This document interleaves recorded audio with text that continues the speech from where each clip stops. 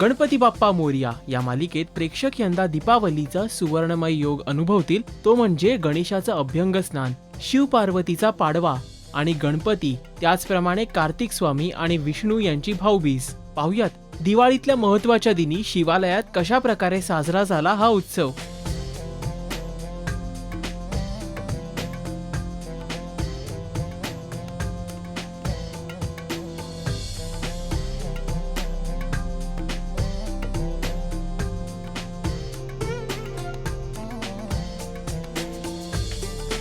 बलिप्रतिपदेच्या शुभमुहूर्तावर पार्वतीने आपल्या पतिराजांना म्हणजेच शंभू महादेवांची ओवाळणी केली आणि मग तिच्या भक्तीवर प्रसन्न होत महादेवाने पार्वतीला देखील त्रिशूल डमरूचा तांता असलेला अनोखा गोफ भेट दिला.